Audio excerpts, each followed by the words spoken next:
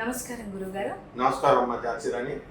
గురుగారు 22న హనుమాన్ జయంతి రాబోతుంది కదా, మరి హనుమంతుని ఎలా ఆరాధిస్తే మన కోరికలు తీరుతాయి, మన కష్టాలు తీరుతాయో చెప్పండి. మీ తల్లిదండ్రుల్ని ఎలా పూజించాలి, ఎలా అన్నం పెట్టాలి, ఎలా తిండి పెట్టాలని ఎవరిని అడుగుతారా? జనరల్ లేదు. అంటే అయినా దానికి ఒక ప్రొసీజర్ ఉంటుంది అని ఒక ప్రొసీజర్ ప్రాసెస్ చెప్పబడింది అనమాట. మన ఇష్టం వచ్చినట్టు ఎలా అయినా పెట్టచ్చు. తల్లికి తండ్రి ఆయన మమ్మీ నువ్వు స్నానం చేసిన తర్వాత రా నేను నీకు తిండి పెడతాను అంటావా? మనిషి ఓల్డ్ అయిన తర్వాత డాడీ నీకు కాఫీ నేను ఆఫ్టర్ పళ్ళు కొడుకుని వచ్చిన తర్వాతే ఇస్తా అంటావా? బెడ్ కాఫీ ఇవ్వను అంటావా? సో లిబర్టీ, పూజ అనేది లిబర్టీ అనమాట. మన వాళ్ళు అలా అంటే ఎవరిష్టం వచ్చినట్టు అటు చేస్తారని కొన్ని నియమాలు పెట్టుకున్నాం మనం. అందులో ఈ హనుమాన్ జయంతి అనేది eco friendly police and friendly policing, friendly teaching లాగా అత్యంత స్నేహపూర్వకమైనటువంటి ఆరాధన కేవలము హనుమాన్కి మాత్రమే ఉంటుంది. ఆంజనేయ స్వామి వారు అందరి వాడు. అందువల్లనే ఎక్కడ కూడా రామాలయం లేని ఊరు ఉండదు, గ్రామం ఉండదు. ఆంజనేయ స్వామి లేని స్టాచ్యూ లేని గ్రామమే ఉండదు, వీధే ఉండదు. వీధికి ఒక హనుమాన్. కర్ణాటక వెళ్ళామంటే ఇంకా ఒక్కొక్క గల్లీలో హనుమంతుడు. అయితే ఈ ఆంజనేయ స్వామి వారికి చక్కగా తమలపాకులు అంటే ఇష్టం. నెంబర్ 2 కదంబ పుష్పాలు, నెక్స్ట్ కదలి ఫలాలు. కదలి వనంలో ఉంటాడు లలిత అమ్మవారు, కదంబ వనంలో ఉంటే హనుమాన్ మాత్రము కదలి ఫలాల్లో కదలి వనంలో ఉంటాడు. అందువలన ఆంజనేయ స్వామి వారి యొక్క పూజకి 2 ముఖ్యంగా ఉంటారు. తమలపాకులు ఒకటి, అరటిపళ్ళు ఒకటి, ఈ 2. నెక్స్ట్ ఈ ఆంజనేయ స్వామి వారికి తమలపాకులు దండ వేసే ఆచారం వచ్చింది. అలాగే అప్పాలతో దండ వేసేటటువంటి ఆచారం ఉంది. అలాగే అరటిపళ్ళు పెడతాము, కొబ్బరికాయ కొడతాము. ఇక శనగలు ఇవన్నీ కూడా నైవేద్యాలుగా మనం పెడతాం. తర్వాత ఈ ఆంజనేయ స్వామి వారి జయంతి ఎప్పుడు వస్తుంది మనకి? ఇప్పుడు 22న మే 2025 సంవత్సరంలో వచ్చేది 2వసారి హనుమాన్ జయంతి. ఇది ఏ మాసం? ఇది వైశాఖ మాసం, వైశాఖ శుక్ల దశమి. ఈ రోజున హనుమాన్ జయంతి. అంతకుముందు లాస్ట్ మంత్ వచ్చింది చైత్ర శుక్ల పౌర్ణమి. ఇలా 2 సార్లు మనకి ఆంజనేయ స్వామి వారి జయంతి చేస్తాం. ఎవరికైనా సరే పుట్టినరోజు నువ్వు ఎన్నిసార్లు చేసుకుంటావు? ఒకేసారి. ఆంజనేయ స్వామి ఎన్నిసార్లు చేసుకుంటారు? ఆంజనేయ స్వామి కూడా ఒకటేసారి. 2 టైమ్స్ ఖచ్చితంగా ఉంటుందంట. మరి నేను ఎన్నిసార్లు చేసుకుంటాను? 3 టైమ్స్ చేసుకుంటాను. కృష్ణాష్టమి. శ్రీకృష్ణుడికి స్మార్త కృష్ణాష్టమి అని బ్రాహ్మిన్స్ చేసేది ఒకటి, వైష్ణవ కృష్ణాష్టమి అని ఒకటి చేస్తాం. ఇక తగులు మిగులు వస్తుంది అనమాట. అది గవర్నమెంట్ కృష్ణాష్టమి అంటాం. అందువల్ల నా బర్త్డే స్కూల్లో 3 రోజులు చేసుకునేవాళ్ళం. సరే 3 రోజులలో ఒక రోజే హాలిడే వచ్చింది. అలా హనుమత్ జయంతి హాలిడేస్తో సంబంధం లేదు. సో ఆంజనేయ స్వామి వారు ఇప్పుడు కూడా శ్రీరాముడి యొక్క వంటుగా ఉన్నాడు. భక్తికి, తర్వాత వినయానికి, బుద్ధి బలానికి, ఆ తర్వాత లాయల్టీ నిజాయితీకి, వీటన్నిటికీ కూడా ప్రతీక హనుమాన్. సో అందుకనే రామసేవ దురంధరుడు అంటారు. అసలు ఏం జరిగింది? ఆంజనేయ స్వామి వారు మామూలుగా హనుమాన్ను మూలమంత్ర దేవత అంటారు, మంత్రదేవతలు అంటారు వీళ్ళు. అంటే ఆంజనేయ స్వామి, కృష్ణుడు వీళ్ళంతా కూడా మంత్రదేవతలే. రాముల వారు వీళ్ళంతా అంటే ఈ జననం కాక ముందు నుంచి ఉన్నారు, అవతారం చాలించిన తర్వాత కూడా ఉన్నారు. ఆంజనేయ స్వామి వారు అవతారం చాలించాలి, ఆయన చిరంజీవి. ఇప్పుడు కూడా మనకిలాగే నువ్వు నేను ఎలా అయితే బ్రతుకున్నామో ఆయన కూడా ఉన్నారు. సో ఆయన నవమ బ్రహ్మ. నెక్స్ట్ ఈ వైవస్వత మన్వంతరం వెళ్ళిపోయిన తర్వాత రాబోయేటటువంటి కొత్త మన్వంతరంలో ఆయన చిరంజీవిగా ఉంటారు, బ్రహ్మదేవుడు అవుతారు. నవ వ్యాకరణ పండితుడు ఆయన. 9 వ్యాకరణాలు చదివినటువంటి మహాపండితుడు ఆయన. ఎవరు చెప్తారు ఈ మాట? రాముడు లక్ష్మణుడితో చెప్తారు.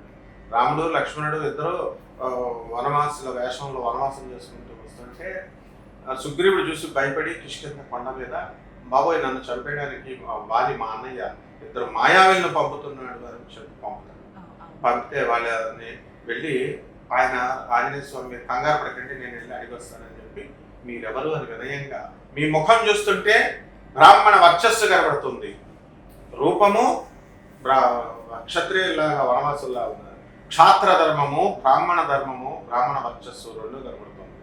కాబట్టి మీరెవరు అని అడుగుతారు. ఆ లాంగ్వేజ్ చూసి రాముడు అంటాడు కృష్ణుడితో, "Do you know who is he? He is the scholar in Vyakarana Shastra. He is a grammarian.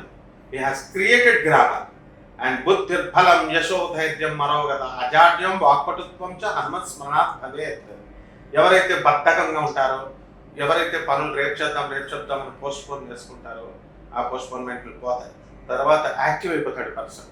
దీంట్లో హనుమాన్ భక్తి వల్ల ఎంతో మంది తులసీదాస్, రామ్ దాస్ ఇలాంటి వాళ్ళందరూ బాగుపడ్డారని మనకు తెలుసు కదా. మన జనరేషన్లో మన కాంటెంపరీ ఎవరు బాగుపడ్డారో నేను చెప్తున్నాను. మెగాస్టార్ చిరంజీవి, ఆయన హనుమద్ ఉపాసకుడు. ఆయన పవన్ కళ్యాణ్ కొండగొట్ట ఆంజనేయ స్వామి ఉపాసకుడు. ఆయన అక్కడికి వెళ్తాడు. చిరంజీవి గారి ఇంట్లో అంతా అక్కడ గంధంతో తయారు చేసినటువంటి ఆంజనేయ స్వామి వారి పూజా మందిరం ఉంటుంది. సో ఆయన వెంకటేష్, హీరో వెంకటేష్, నాగార్జున ఇటువంటి హేమాహిమీలు ఉన్నటువంటి సమయంలో స్టార్టమ్, వాళ్ళ ఫాదర్స్ అంతా కూడా బాలకృష్ణ, వాళ్ళ ఫాదర్స్ హెరిడిటరీ ఉన్న కాలంలో చిరంజీవి గారు వచ్చి ఆయన స్పీడ్, యాక్టివ్నెస్, ఈ యొక్క హనుమాన్ ఉపాసన వల్ల వాళ్ళని వెనక్కి తోసేసి ఈయన ముందుకు వెళ్ళిపోయి మెగాస్టార్ అయిపోయారు. సో ఎవ్రీవన్, ఎవరైనా అలా అవ్వచ్చు. ఇకపోతే ఆంజనేయ స్వామి వారు మొట్టమొదటి పుట్టిన తర్వాత ఆ రోజు ఒక బర్త్డే చేసుకుంటాం, అది చైత్రమాసం. రెండవది వచ్చేసరికి ఆంజనేయ స్వామి వారు ఏం చేశారు, ఆ సూర్యుడిని చూసి యాపిల్ పండు అనుకున్నాడు, ఎర్రగా ఉంది. ఆ 10 days బేబీగా ఉన్నప్పుడు ఆయన పైకి వెళ్ళిపోయి, సూర్యమండలం పైకి వెళ్ళిపోయి అది పండు ఆకలి అనుకుని మింగైపోతుంటే ఇంద్రుడు భయపడి వీడబడరా బాబు అని ఆ యొక్క వజ్ర కవచంతో ఆయన కొడతాడు. కొట్టేసరికి మరి శక్తి ఆయుధం కదా, అది వజ్రాయుధం కదా, ఎవరైనా మరణించాలి. దేవతల రాజు కదా ఆయన నియమం అది. అంటే ఎలక్ట్రిక్ పిడుగు లాంటిది అనమాట. సో హనుమాన్ పడిపోతాడు, మూర్ఛపోతాడు. మూర్ఛపోవడం ఈజ్ ఈక్వల్ టు మరణం కిందే లెక్క. లక్ష్మణుడు కూడా రామాయణంలో మూర్ఛపోయాడు. మూర్ఛపోవడం ఈజ్ ఈక్వల్ టు మరణం కిందే. కాబట్టి రామచంద్ర ప్రభు ఏం చేస్తాడో ఆజ్ఞకి వస్తే హనుమాన్ వెళ్ళి సంజీవని పర్వతం తీసుకొచ్చి ఎలా అయితే బ్రతికించాడు, అదేవిధంగా హనుమంతుడిని కూడా మనకి రెండవసారి లేచాడు, మోక్ష నుంచి లేచాడు కాబట్టి, మళ్ళీ బ్రతికాడు కాబట్టి అప్పుడు రెండోసారి జయంతి చేసుకుంటాం. అప్పుడు వాయుదేవుడు వాళ్ళ డాడీ ఆయన ఏం చేశాడు, స్తంభింపజేశాడు మొత్తం వాయువు, నా బిడ్డనే మీరు ఇచ్చేస్తారా అని. మంత్రదేవత ఎలా పుట్టాడు, అంజనీదేవి కేసరి దంపతులకు పుట్టి ఈ సేవ చేసుకోవాలి ప్రజలకి అనేటటువంటి ఉద్దేశంతో పుట్టాడు. ఈ రాజకీయ నాయకులు సేవ చేస్తూ ఉంటారు, ఆ టైప్ సేవ కాదు ఇది. రామచంద్ర ప్రభువుకి నేను సేవ చేయాల, అందరూ జగత్తంతరికి కూడా భక్తి, రామచంద్ర ప్రభు పట్ల భక్తి, నిజమైన భక్తిని నేను నేర్పించాలా అనేటటువంటి ఉద్దేశంతో ఆయన. సో ఈ విధంగా ఆంజనేయ స్వామి వారి యొక్క బర్త్డే రోజున మనందరము ఏం చేయాలంటమ్మా, తమలపాకు దండేసి పొద్దున్నే లేవాలి. లేచి గురుదేవుడు హనుమంతుడు, ఈ ప్రపంచానికి ఆదిదేవుడు ఎవరో తెలుసా, ఆది గురువు పరమేశ్వరుడు. ఆ పరమేశ్వరుడి యొక్క 100% అవతారమే ఆంజనేయ స్వామి. అందువల్లనే ఇప్పుడు ఆయన శివుడు చాలా అవతారాలు ఎత్తాడు. పిప్పలుడుగా పుట్టాడు, దూర్వాసుడిగా పుట్టాడు. శివుడి యొక్క కోపం నుంచి ఆయన ఎంతసేపు శాపాలు పెట్టాడు. కానీ శివుడు శివుడు ఆహ్లాదం, శివుడు మనసుకు ఆహ్లాదం కలిగించే అవతారం హనుమాన్ అవతారం. అందువలన మనందరికీ కూడా గురువు ఆయన, ఆది గురువు ఆంజనేయ స్వామి. అందుకే సుందరాకాండ రాసేటప్పుడు శ్రీ గురు చరణ అని చెప్పి పాడతారు. సో ఆ రోజు ఆ విధంగా చేసుకొని ప్రొద్దున్నే లేచి కలశం పెట్టి, ఎర్రని జాకెట్ పెట్టాలి, పెట్టి రామనామము చేయాలి. మనోజవం ఆరతుల్య వేగం జితేంద్రియం బుద్ధిమతాం వరిష్టం వాతాత్మజం వానరయూథ ముఖ్యం శ్రీరామదూతం శరణం ప్రపద్యే.